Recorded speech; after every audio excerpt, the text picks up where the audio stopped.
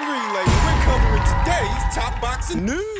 Okay, we'll start with this. It's official. The battle of the former champions. The former unified super featherweight champion versus the former two-time WBO super lightweight champion, Mayer versus Linardatou. This fight will serve as the co-main event to the main event of the upcoming Joe Joyce versus Zhilei Zhang heavyweight fight, set to go down April 15th over there at the Copper Box Arena in London. I still find it interesting that this fight was originally scheduled to go down on the undercard of Taylor versus Catterall 2, but that fight fell apart. What's interesting is that both times that they've had this fight on schedule, it's been set to go down abroad in the United Kingdom as opposed to the United States, perhaps as part of a top-ranked show instead of a Queensbury promotion show. Initially, it was going to go down on a boxer show. Now it's going down on a Queensbury show Instead of a top-ranked show, a top-ranked card. It's a good fight any way you slice it. The contrasting styles of Michaela Mayer and Christina Linardatou, one of these fighters being a lot more aggressive, more of a close quarters fighter than the other, that fighter being Christina Linardatou, the former two-time WBO super lightweight champion. Seasoned fighter, a former champion, and a hard puncher. Solid choice. The rhyme and the reason behind it likely being that Christina Linardatou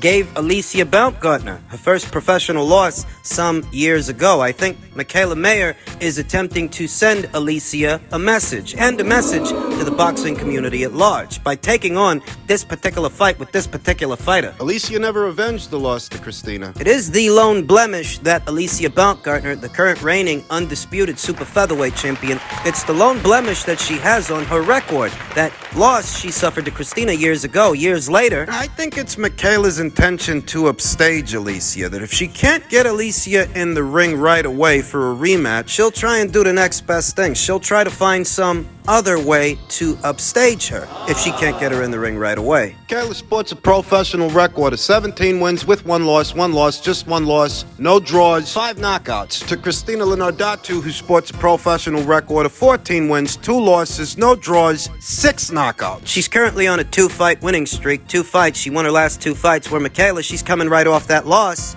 to Alicia. That loss in October of last year, Michaela Mayer, she saw action 2 times last year, 2 times, once in April, opposite the ring former IBF champion Jennifer Hearn. Of course, the fight in October with Alicia Baumgartner. Split decision loss. Whereas Christina has been less active, less productive the last couple of years. You know, she had just one fight in July of last year, but she sat out all of 2021 and only fought once in 2020. Rounds out to about roughly 2 fights, just 2 fights in the last 3 years. Although the silver lining is that she has at least seen action once, at least once, within the last 12 months. So she's not necessarily coming off a very long layoff. Whatever ring rust she had to shake off, she's already shaken it off opposite the ring Alexandra Vujovic in July of last year. It would have been ideal if she would have got another fight, just one more fight last year to sharpen her up a bit ahead of a fight like this. It is what it is. She's about as ready as she's gonna be. Christina Linardatou is a mid-range to inside puncher, mid-range to inside swarmer, an ambush fighter, a pressure fighter. A heavy-handed one. I have to say, the edge and power definitely has to go to Christina Linardatou. The edge and speed, form, and function going to Michaela Mayer. The edge and speed, I give that to Michaela. I think punch for punch, Michaela's a bit faster than Christina Linardatou. And more malleable. More flexible. Christina Linardatou,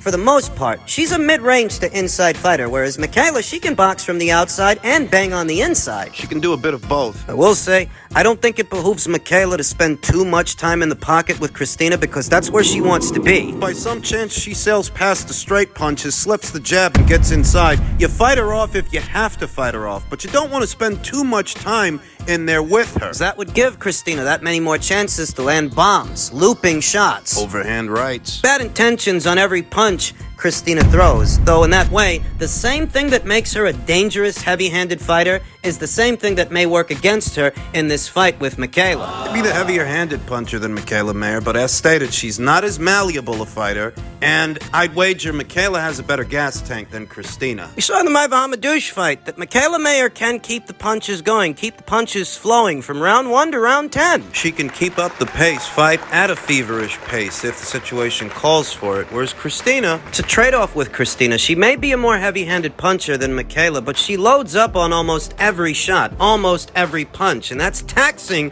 on Christina's energy reserves. she may have the edge and power, but she ain't got better cardio, better fitness, than Michaela Mayer. I would wager that Christina would tire before Michaela does, and I think Michaela's plan of action. Manage the distance using her height, using her length to walk Christina Linardatou into shots. Walk her into punches because in spite of Christina campaigning at a higher weight than Michaela does, Christina's shorter. Michaela is taller, longer than Christina Leonardo. It's up to Christina to close the distance and get close to Michaela Mayer, and I imagine Michaela's not going to make that easy for her. She'll take fire on the way in. Attempting to slip, roll, and ride punches in order to bring over looping rights. Slip and counter, roll and counter. And this has all the makings of an action fight because if nothing else, we know Christina's going to press the issue. She's going to push the pace, and it's up to Michaela to manage. Manage the distance. Control the situation. Conservatively, I like Michaela Mayer on points. Michaela's not the biggest puncher. She wasn't the biggest puncher at 130 pounds. She won't be the biggest puncher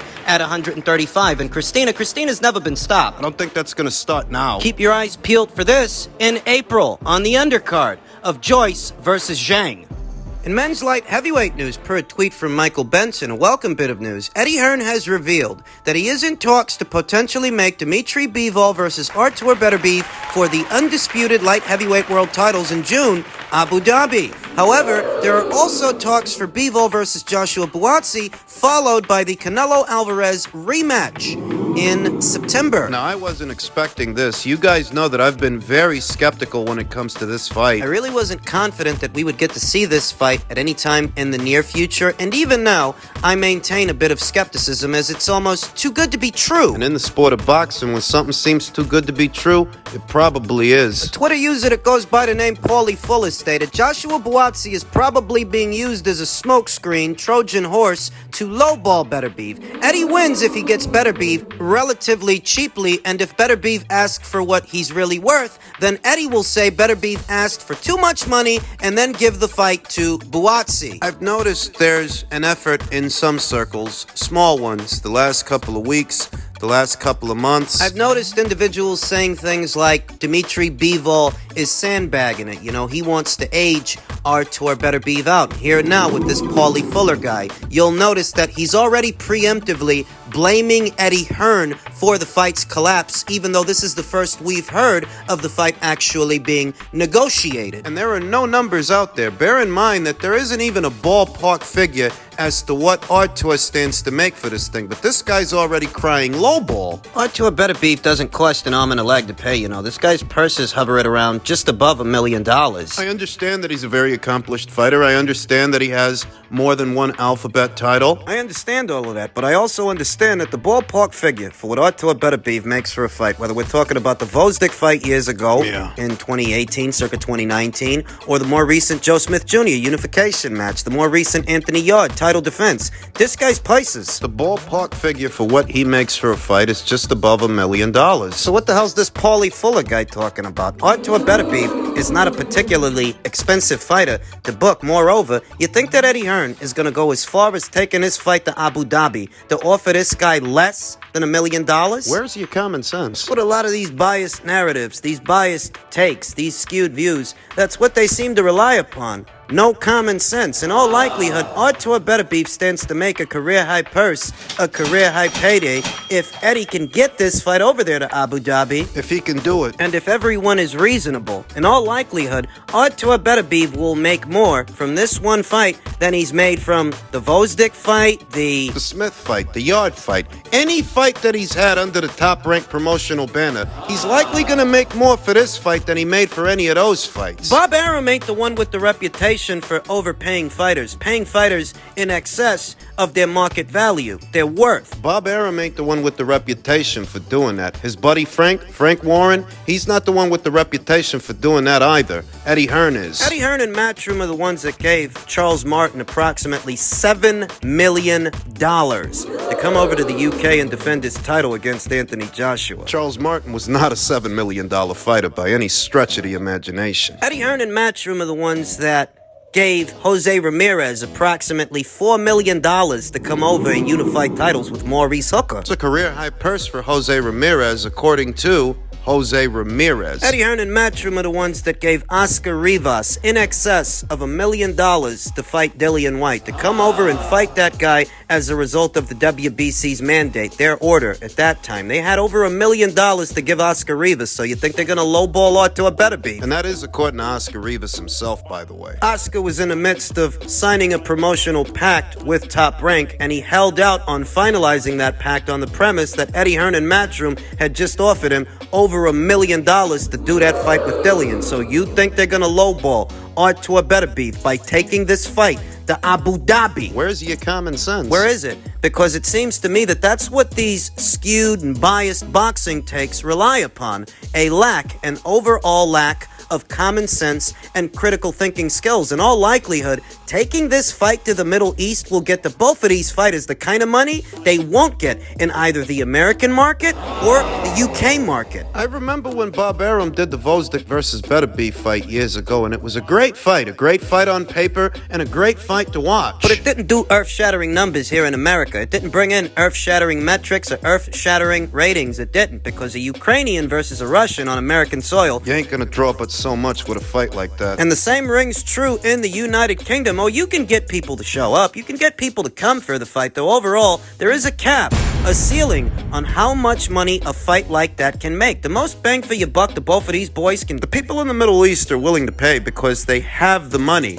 And I'd wager that this is part of Eddie Hearn and Matchroom's championship series. An agreement that they have with the investors over there in the Middle East in order to promote tourism in the area. That's what the Zerto Ramirez versus Dimitri Bivol fight was. This championship series thing, it's a partnership between Matchroom and the tourism industry over there in Abu Dhabi to do fights in that region to spark interest and promote tourism by bringing big-time boxing, championship boxing to the area. And I'd wager that the people in Abu Dhabi, they're willing to pay more for that fight than, say, Bob Arum might here in America. Because a Ukrainian versus a Russian on American soil, interesting dichotomy that might be, especially in reference to current events. Good fight that it might be in America, it's only going to draw so much. If it don't feature an American fighter or a Mexican fighter, it's only going to draw so much. Quite the power play if Fast Eddie can make this happen. There are already rumors and rumblings that he's in the process of securing the Wilder versus Ruiz fight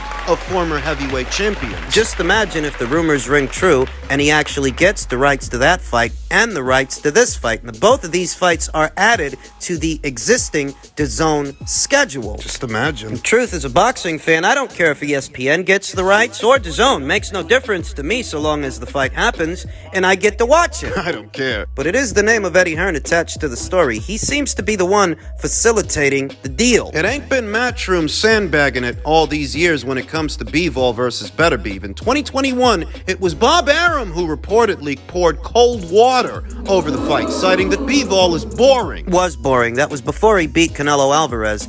Bob has changed his tune as of late, but better still, it hasn't been Matchroom sandbagging it when it comes to this fight. It's actually been Top Rank and Bob Arum. So cut the fucking crap.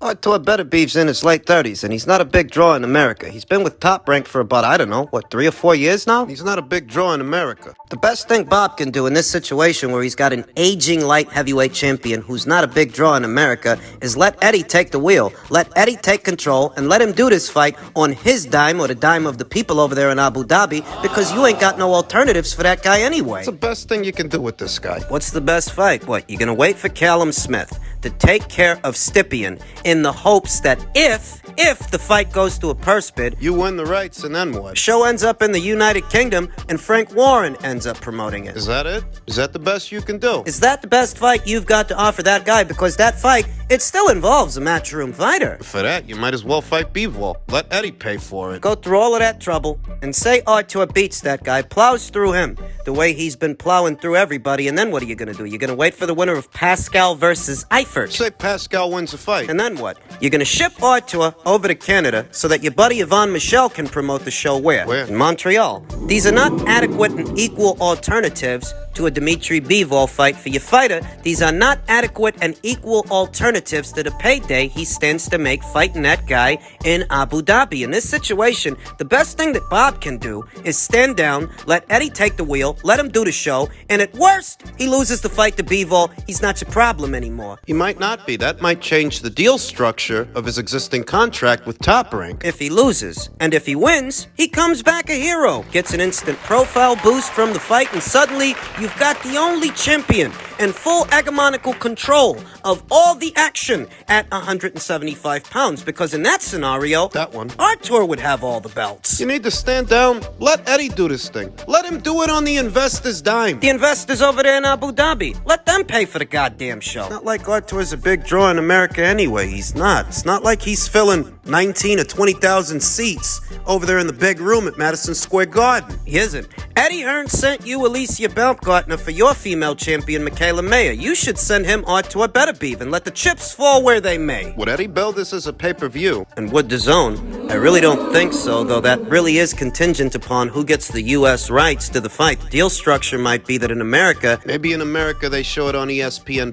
to satisfy Top Rank's broadcast partner in ESPN, maybe they show it in America on ESPN and they show it on DAZN everywhere else in the United Kingdom, in Canada, all those other territories they cater to, those other markets. They can work it out. But I do think this is the best move for Artur Beterbiev, who's not getting any younger, and he needs to be in a big fight now, get a big price. It's the best move for Top Rank and Bob Arum because they've done what they can with this guy, but they haven't turned him into a big draw in America. This fight, If he wins. instant profile boost, instant promotion, and it won't cost you anything. It'll be on Eddie Hearn's dime or the dime of the investors in Abu Dhabi. Don't cost you nothing. All you've got to do is take your cut. Snooze is preliminary. Don't want to get ahead of myself, don't want to get my hopes up because it's almost too good to be true. I didn't think we were going to get this fight this year. Part of me felt like we weren't going to get this fight at all. Felt like Top Rank was just going to wait out Dmitry Bivol's contract with Matchroom and see if they can't do the fight under their own promotional banner, though given that Dmitry has more options than Artur. Joshua Buatsi, Canelo Alvarez. And while you're waiting for that, your fighter, he's just getting older. He's not getting any younger. It don't improve his chances of success. You need to do this thing now. Make the fight.